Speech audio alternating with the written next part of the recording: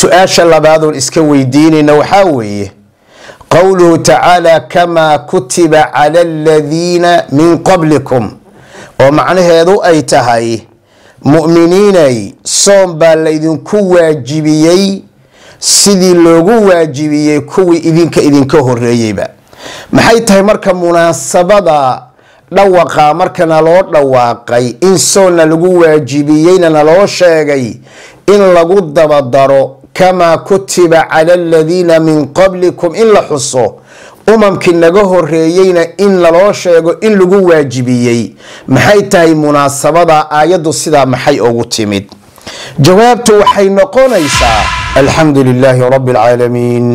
وصلى الله وسلم وبارك على محمد وعلى آله وصحابته أجمعين ما بعد أيها الأحبة في الله أحبكم في الله وتحنهني لما قعبحي لوح أو ندمي كلامك ربي سبحانه وتعالى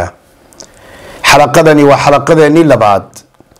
وحندول استاغي دونا روحي دونا أو ندمين دونا آيات الصيام آيات كمذا وأنا قوله سبحانه وتعالى يا أيها الذين آمنوا كتب عليكم الصيام كما كتب على الذين من قبلكم لعلكم تتقون آيات داس أولغو بالله آيات الصيام آية وحان اسويديننا بداية ما مناسبة النداء في قوله تعالى يا أيها الذين آمنوا maxay tahay munaasabada tilmaamaysa aayaadka soonka in lagu bilaabo dhawaq ama nidaa iimaan loogu dhawaaqo dadka mu'miniinta ah furfurashada lagu furfurtaa aayaadka soonka ka waramaya ee fi suurati al-baqara Allah uu ku sheegay laguna furfurto dhawaq iyo nidaa loo dhawaaqaya aniga adiga yaa ayuha alladina la yiraahdaa oo iimaan dadka loogu dhawaaqa waxay munaasib ku tahay siyaaqa ay ku imaanayso iyo qaabka dhawaqa wuxuu munaasib ku yahay markuu xukunka la dul saarayo ama waajib insaan la dul saarayo oo takliif iyo waajibaad lagu dul saarayay waxa munaasib ah oo siyaaqu uu keenaya in la keeno wax nufuusta dhaqaajinaya wax nufuusta dhaqaajinaya oo taxfiiz iyo himma sare ku beeraya in la keeno taasoo keenaysa qofku inuu waxyigan aqbalo una hogaansamo idan munaasabada yaa ayuha alladina aamanuu waa dhaqaajin la dhaqaajinhayo quluubtayda iyo quluubtaada waa soo jeedin lagu soo jeedinayo adiga lagu soo jeedinayo yaa ayuha alladina aamanuu su'aasha labaad oo isweydiinayna waxay tahay walidaalika ba culimadu waxay dhihi jireen idaa samicta nidaa al-iimaan sideedaba haddii aad maqasho dhawaqa iimaanka oo yaa ayuha alladina aamanuu فاسمع وأنصت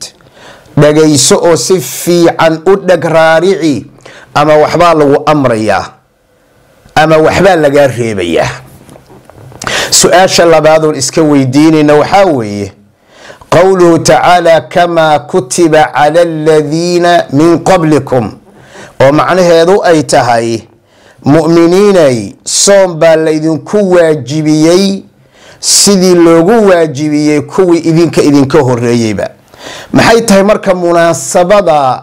dhawaqa markana loo dhawaaqay in soona lagu waajibiyayna loo sheegay in lagu dabadaro kama kutiba ala alladhina min qablikum in la xuso umamkii naga horeeyayna in loo sheego in lagu waajibiyay maxay tahay munaasabada aayadu sida maxay ugu timid jawaabtu waxay noqonaysaa أن فيه تهوينا على المؤمنين بهذه الفريضة فريضة إيا واجب كان بالغو سهليا أو لغو سخيريا سي آذن عليس الدريمين سبب كان واكو شيء وذلك أن الاقتداء بالغير يهون مشقة العمل وصعوبته inaad cid kale ku dayato lagu dhaho wadadan waa lagaaga horeeyay cid adiga ka horeysay baa martay wayna ku guuleysatay ama way ku dhacday miday doontaba dhaho adi wadadan marba hadii lagaaga horeeyay waxa ku fududaanaya ama qofka mu'minka u sahlanaanaysa inuu fariidada u guto maxaa yeelay wax adiga lagu bilaabay ma aha waa wax adiga lagaaga horeeyay midda labaad oo faa'iidada ku jirta waxay tahay وفيه إنهاض لهمم المسلمين مسلمين تهمم كودا يدرين كودا كرلو قاضيا أيغو لمسابقة أهل الكتاب في الامتثال والاستجابة أيغو لا ترتمى يددك كهري هجان سنكا إيا أمر قاضى الشضى ندها لغا أمر قاطو واجب كالغو واجبيين هجان ستو ayagoo isdhahayaan reer banu israa'iiliyayna idin ka hormarin ayaa musaabaqa ayaa ku jirta marka in la yiraahdo kama kutiba ala alladina min qablikum waxa ku jira limusabaqati ahli alkitab inaad ahli alkitabka aan kula tartana cibaadada waxa ku jira inhaad lihimam almuslimin muslimiinta himamkooda iyo moralkooda in kor loo qaado saan sheegnay waxa kale oo ku jira in muslimiintu ay fudayd ay dareemaan maadaama amalkan adag ee lagu waajibinayay adaba looga horeeyay Allah subhanahu wa ta'ala saasu ugu bilaabay aayatu siyam ya ayyuhalladhina amanu kutiba alaykumus siyamu kama kutiba ala alladhina min qablikum la'allakum tattaqun su'aasha saddexaad on ayada ka keenayno ma wajhu alaqati bayna as-siyam wat-taqwa xiriirka ka dhaxeeya soonka iyo taqwadu waa maxay bidayatan waxaan ogaanaynaa ahibba'i fillah as-siyam min a'zami al-a'mali al-ba'ithati ala tahdhib an-nufus wa tazkiyatiha wa tathhiriha soonku sidiisaba wuxuu ku jira a'maasha ugu waaweyn ee qofka ku bixinaysa inuu naftiisa ku nadiifiyo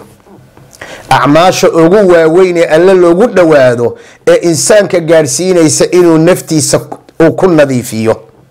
inuu naftiisa taskiye iyo tathhiir iyo nadiifin shirkiga gaalnimada nifaaqa kibirka isla weynaanta maradu shaki wa shahwa wariyaa wa sumc cudurada ku dhaca wal qabaliya wax alla wixii cuduro oo qalbiga ku dhaca oo dhan ramadaanka ayaa nadiifin haya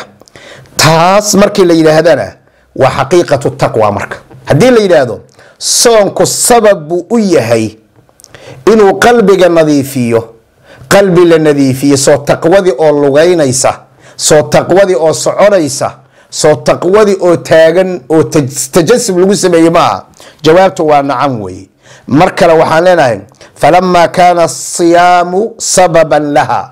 taqwadaba waxa keenay markuu soonku sabab ugu noqday nas calayha taqwadi baa markaa la sheegay waayo wixii sabab ugu noqon hayay baa la keenay la'allakum tattaqun bisababi hadhihi al-ibada marka yani la'allakum tattaquna waxaad xaqiiqo ku tihiin inaad cabsataan oo dhowrsataan oo is ilaalisaan cibaadada weyn sababkeeda oo waa maxay kuna darmataan dadka muttaqiinta ah soonkan sababkiisa aad markaa ugu darmataan lida ayuha al-ikhwa waxaan dhihi karaa as-siyamu madrasatu at-taqwa madrasiyamku waaba madraso laga soo qaato taqwa Allah subhanahu wa ta'ala waxaan ku khatimaynaa kelimadeena billahi subhanahu wa ta'ala ashirada aan ka qaadan karno ashirkii hadda aanu soo marnay waxaanu ka qaadanaynaa koow soonku in uu ku dhex sugan yahay ama soonkuba uu yahay wiqaayatun min almuharrama wa xaaraamta ayuuba soonku kaa ilaalinhaya dee xalaashi baa lagu yidhaha u dhowaanin maxaa yeele nafti baad xabisaysaa oo xabsu nafsi baa ku sugan nafti baa la celinayaa iska daa xaaraame xalaashi baaba ee laga celinayaa kaasi waa qodobka koobaad taa haddii nafta la celiyo oo nafta la xirana falidhalika jacala taqwa gaayatan lisiyam saas ayuu taqwada ilaahay ooga dhigay subxaana wa tacaala. maxaa la yidhaahdaa gaayada soonka looga dan leh, gaayada iyo ujeedada soonka looga dan lehay waa taqwa allah subxaanahu wa tacaala. qodobka labaad, ana siyaama fiihi wiqaaya min alamraadi waalcilal.